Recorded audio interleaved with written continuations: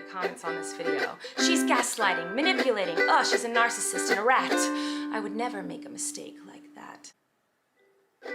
The only thing I've ever groomed is my 2 Persian cats. I'm not a groomer. I'm just a loser who didn't understand I shouldn't respond to fans, and I'm not a predator, even though a lot of you think so. June 28th, 2023. There might have been hope for a public redemption until that one fateful summer day. Colleen Ballinger uploaded the infamous apology video to her YouTube channel, which spanned 10 minutes and, most shockingly, was in a musical format. Voice accompanied by ukulele. A true nightmare.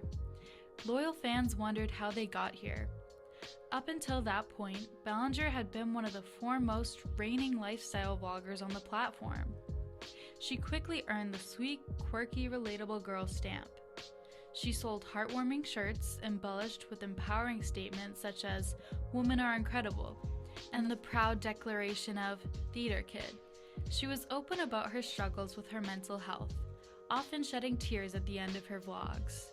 And through it all, she maintained close-knit relationships with her fans, whom she frequently said felt like her real-life friends, which made sense since her main job was talking to them via the camera as a conduit.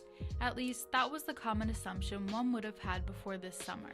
In May, Ballinger became the subject of a series of allegations made by former fans who felt that they were taken advantage of via inappropriate online interactions with Ballinger that went on for years. Ballinger's success was based on an intense intimacy her followers felt towards her work, a feeling that she has long said goes both ways. But could that intimacy have cost her a career? What do I know? Fuck me, right? The feeling of knowing a media figure, much like one might know a friend, is not novel, as its origins date back to the 50s. For almost 2 decades, after all, we've been meeting like this in the evenings, and I'll miss that. Media scholars Horton and Wall define the parasocial relationship as the illusion of a seemingly face-to-face relationship between spectator and performer. The pair described how television personalities typically face the audience, directly addressing them, as if they were conversing with a friend. In turn, the audience takes note of the performer's actions and participates accordingly. Audience members may reason that any alterations to future performances were made in response to their supposed feedback, which causes the response to become anticipated. However, it is important to note the inherent lack of reciprocity involved in this relationship, as the broadcast television medium itself does not input audience feedback. This process is defined by Horton and Wall as a parasocial interaction. Take, for example, legendary late-night talk show hosts such as David Letterman, and worshipped musical artists regularly broadcast on TV in the mid to late 20th century, like the Beatles. The audience may begin to feel like they have a direct influence on these performers, even though no such channel for expression exists on the platform. The rise of comment sections and social media platforms brought great change to this format, as the digital age led to a massive increase in audience-performer interaction. While television might have felt like a conversation, such as seen with late-night hosts, the internet created forums and tools for media figures and fans to interact more directly, from comments on videos to social media platforms. Immediate feedback from fans was now easily accessible to creators, a convenient improvement from the valiant effort once required to make your opinion known to a mid-20th century TV personality. This new addition causes internet audience-creator relationships to deviate from the standard parasocial relations definition, as reciprocity is enabled due to the uniquely interactive nature of social media.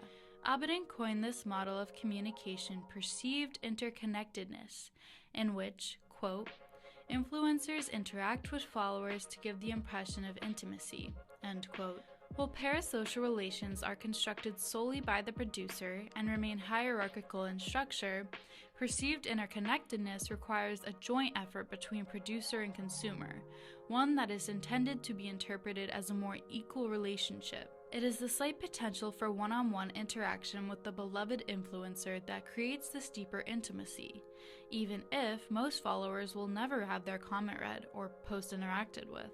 Based on these distinctions, the model of communication employed within influencer YouTube videos, like Colleen Ballinger's, can be best described as the perception of interconnectedness. Ballinger often made entire videos dedicated to answering fans' comments, usually titled Colleen's Corner. Hi, welcome to Colleen's Corner, where every Tuesday I answer your questions. When the platform shifted and wholly Q&A type content was no longer conducive to acquiring viewership, she began including a segment in her daily vlogs that still allowed for fan-creator connection, entitled Tortilla Talks. This is Tortilla Talks with Colleen. This entailed wrapping herself in a tortilla-esque blanket and responding to fan comments, questions, and personal stories. The online community she built for herself watched her get married, divorced, and married again. When she struggled with her pregnancies, she turned to fans, confiding in them about the toll it was taking on her despite the stigma. Based on this level of perceived interconnectedness, Ballinger was long considered what Meyerowitz called a media friend, as a sense of, quote, intimate knowledge and empathic connection was fostered between her and her fans. In a live show based on her parody channel, where she originally rose to fame playing the quirky and oblivious Miranda Sings, Ballinger Sings gave advice on how to achieve internet stardom. This one is the most important one of them all. If you talk to your fans and interact with them, they'll feel like you care about them and they'll help you get more famous. So I love talking to my fans on Instagram, Facebook, Twitter, all these types of things. While taken as a joke at face value, a deeper dive into Ballinger's past relationships with fans hints at the authenticity behind her comment. Back in the early days of creator-fan relationships on YouTube, it was common for those just starting out making content to engage in lighthearted interactions with their followers, whether that be through comments, tweets, or direct messages.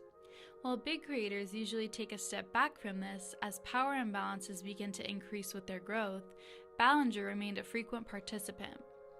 Often she made lewd jokes in chat rooms and Twitter DMs with minors. It was discovered that she had even sent nude pictures of fellow content creator Trisha Paytas to more than one underage fan, engaging in harassment as well as committing a crime. It is also reported that she went as far as to tell her fans in group chats to leave hate comments on her fellow creator and ex-husband's account. The first incident that foreshadowed the scandal to come occurred in 2020. When a boy named Adam McIntyre made a video calling out Ballinger. In the video, he described how Ballinger tasked him with the unpaid responsibility of tweeting from her Miranda Sings Twitter account. Both saw the idea as a great opportunity, albeit misguided on Ballinger's part due to the power imbalances at play and lack of any formalization. After a tweet that he posted with Ballinger's approval received harsh criticism, young McIntyre was guilt-tripped and ghosted. The video went on to describe the years of exploitation and emotional abuse McIntyre alleged Ballinger was guilty of. She often commented on his weight, confided in him about her messy divorce, and even sent the then 13-year-old lingerie, citing, "It was just a joke." She was able to address the allegations in a short YouTube video that did not name Adam, and staved off her cancellation at that time. Overall, Ballinger viewed McIntyre as a tool she could use to garner more fame. Colleen Ballinger's engagement in both lighthearted Q&As and intimate one-on-ones may very well have increased feelings of perceived interconnectedness between herself and her audience.